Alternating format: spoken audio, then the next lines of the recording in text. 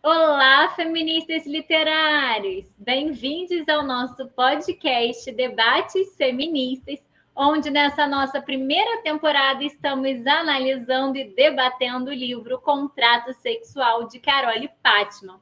Se você ainda não nos acompanha, aproveita para já se inscrever aqui no YouTube, ativar o sininho para receber a notificação dos nossos próximos vídeos e já entra no Instagram para nos seguir lá.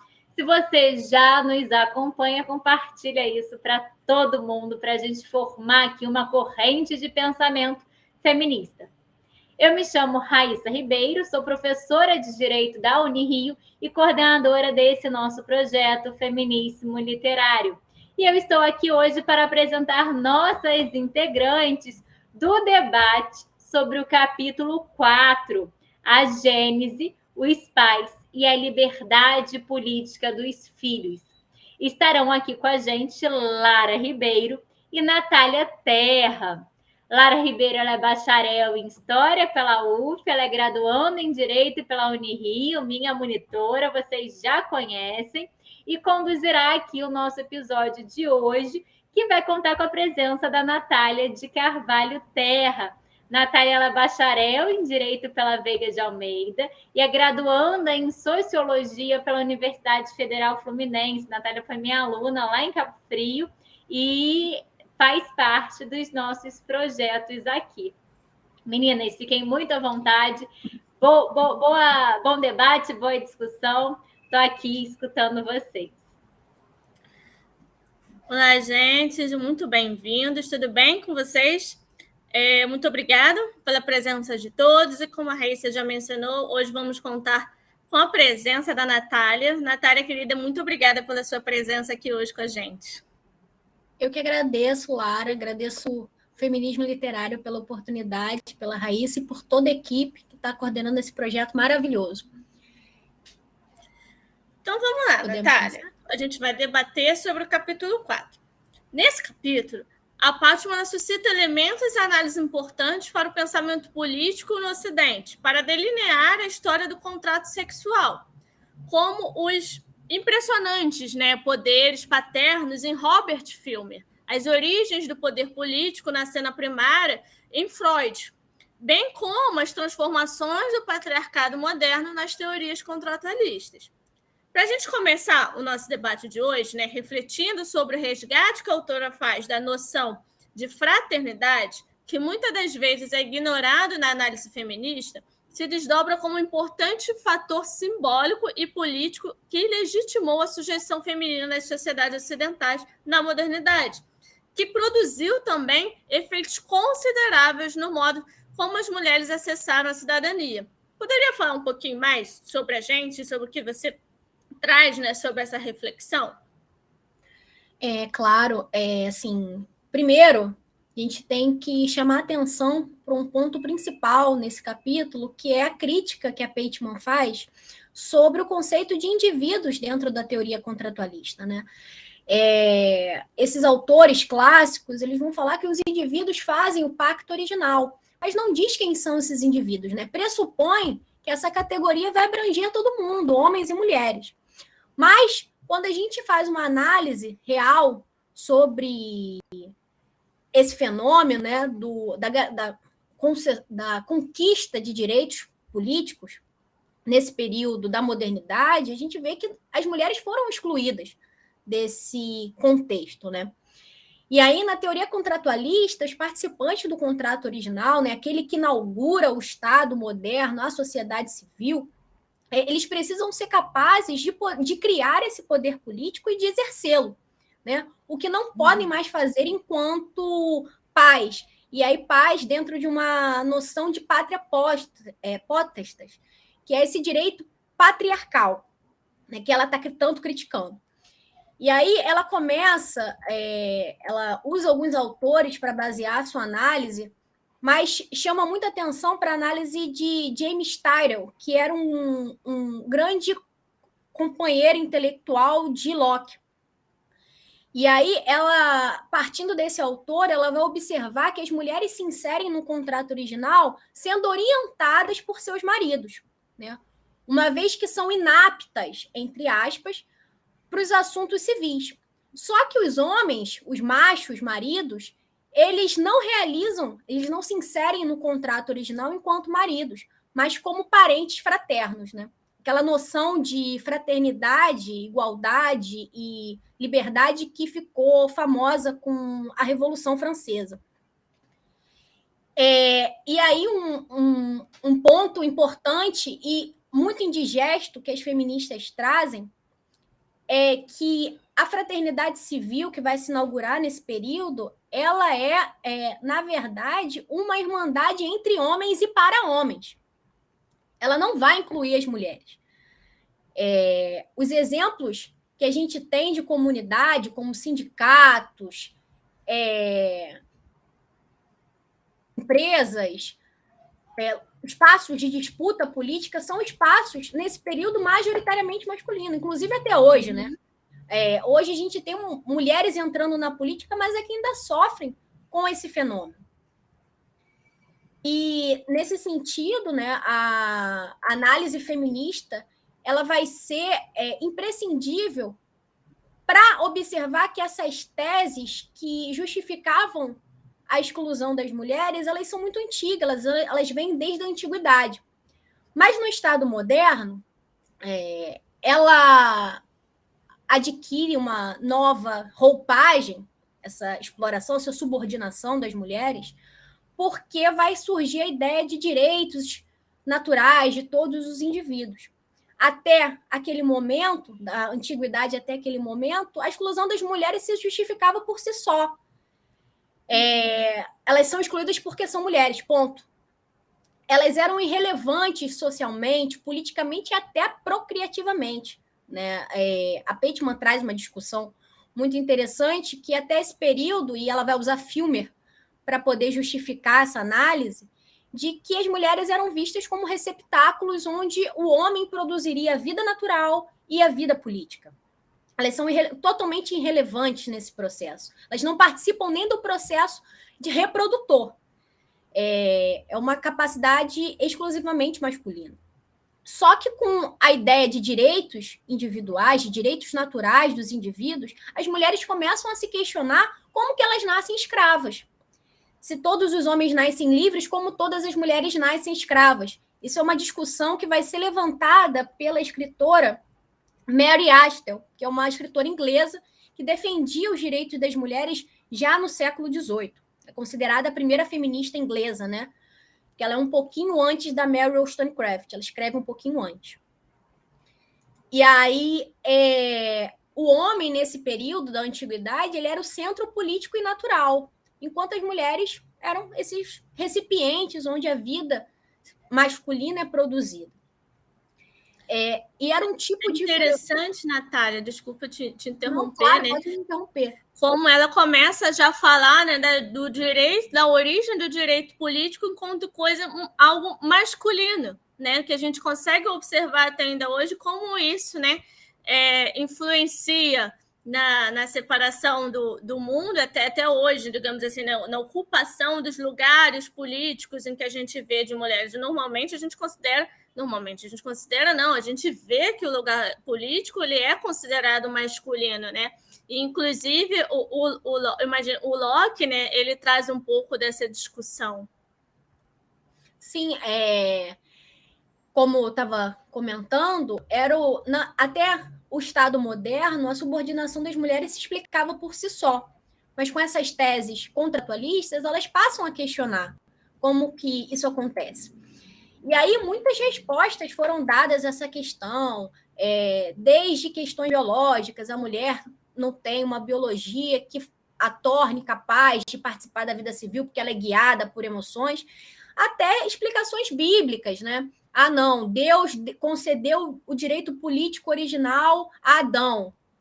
Adão é a pessoa política, né, da história bíblica, assim, dessa história da Gênesis da humanidade.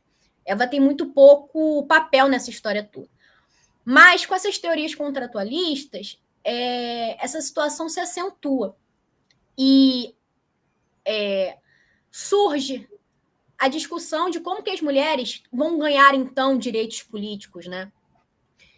E aí, um ponto interessante que a Pateman toca é que na sociedade civil, o direito político ele não está mais associado à imagem do pai patriarcal.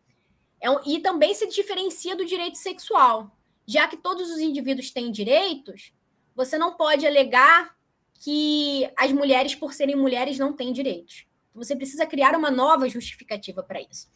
E aí, de novo, vários pensadores responderam essa questão, ela traz resposta de Hobbes, de Rousseau, mas a mais interessante é a resposta que Locke vai dar. Porque Locke vai excluir a condição da mulher como um problema político. Ele vai separar a sociedade em duas esferas, né? O Estado, o espaço público, a esfera pública de decisões e a esfera privada da família. E aí, na esfera privada da família, ele vai alegar que existe uma subordinação natural entre os integrantes dessa família, tanto da mulher quanto dos filhos. E que nessa esfera política, nessa esfera privada da família, é um mundo apolítico, ou seja, não existem relações políticas que o atravessam. E aí, isso contribuiu para obscurecer a situação das mulheres, porque se a subordinação das mulheres ela não é política, ela é o quê? Para Locke, ela era natural. E aí surge uma outra questão. Se as mulheres estão subordinadas ao marido dentro da esfera privada da família, como os filhos, né, por esse dever de proteção que o pai tem, que o marido tem com a esposa e que o pai tem com os filhos, por que as mulheres não adquirem uma cidadania ativa, né, direitos políticos, quando chegam a um determinado estágio social? Como acontece com os filhos, que atingiu a maioridade, né, os filhos homens, deixando claro, que atingem a maioridade civil e podem participar da sociedade como cidadão, assim como seus pais. Eles não estão subordinados um ao outro depois desse término de relação parental, o que não acontece com as mulheres. As mulheres permaneceram num estado de minoridade civil permanente. E isso foi muito problemático, porque elas ficaram não só subordinadas politicamente, como juridicamente. Se uma mulher ficasse viúva, por exemplo, e não tivesse filhos homens, ela ficava sem propriedade. Mesmo que ela fosse maior de idade, mãe, casada, ela ficava sempre num papel tutelado por algum homem. Esse homem ele pode ser o filho, ele pode ser o pai, ele pode ser o marido, mas ela nunca é independente nesse período da história. E aí, essas assimetrias políticas, né, ficaram marginalizadas na teoria contratualista. Excluiu a mulher, porque acabou excluindo a mulher dessas análises. Como a opressão dela é biológica, é natural, então não cabe a gente discutir aqui no mundo político. E aí,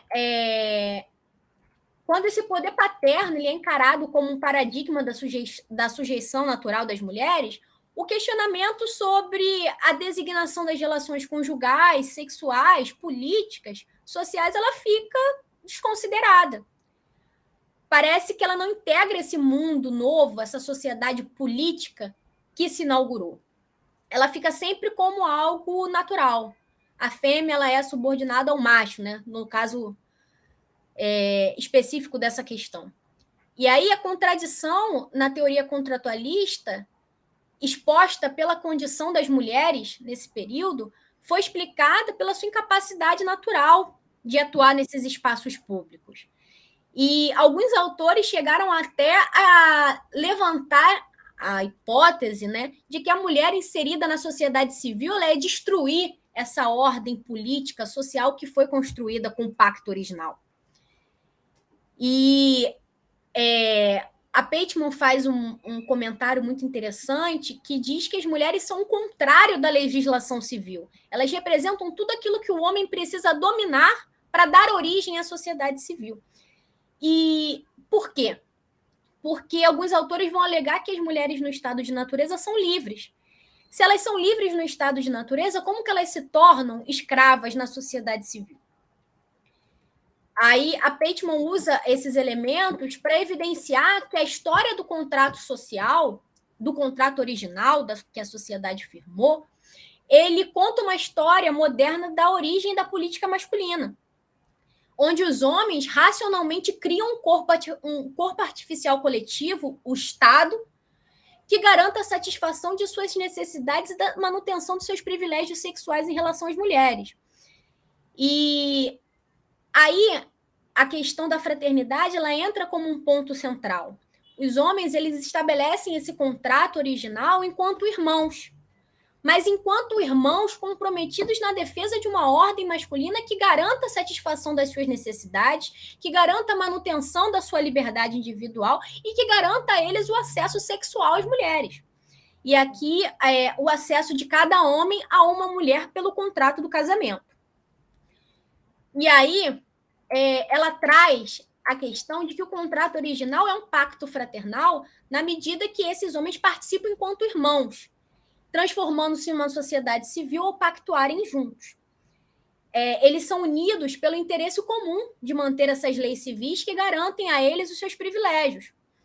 E, enquanto homens, também possuem interesse em manter essa hierarquia social que os antecede e que mantém a mulher na posição de subordinada a eles. Como pactuam como irmãos, nenhum deles pode reivindicar a posição do pai patriarcal. E, como tal, pleitear o acesso integral a todas as mulheres de uma determinada comunidade. Nessa sociedade fraternal, civil, que vai se inaugurar com o contrato original, eles acabam por distribuir, enquanto irmãos, o acesso sexual que eles podem ter às mulheres. E é disso que a Pateman chama de contrato. Eles acessam essas mulheres através de um contrato sexual, que vai ser esse contrato de casamento, de acesso ilimitado aos corpos das mulheres, de garantia de que cada homem terá uma mulher. Então, toda essa questão é englobada dentro do contrato sexual.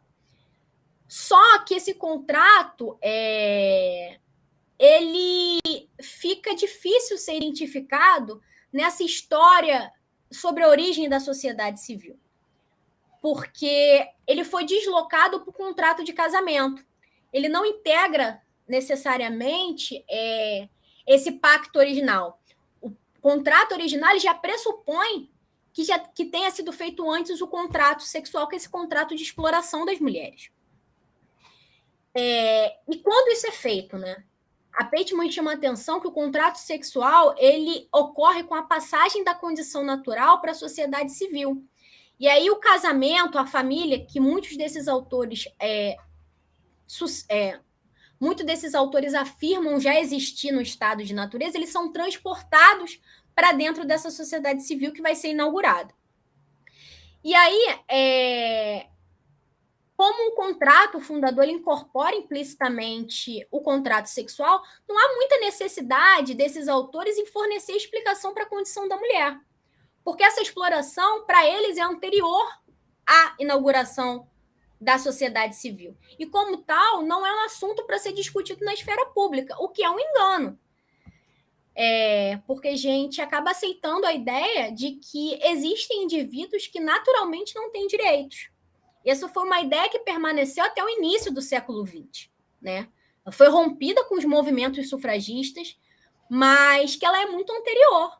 As mulheres passaram praticamente 3 séculos, do século XVII ao século XX, sem direitos nenhum, enquanto os homens ainda gozavam de algum privilégio. Também a gente pode suscitar a questão de que a cidadania ela não era plena para todo mundo, mas era muito mais fácil um homem alcançar direitos políticos do que as mulheres.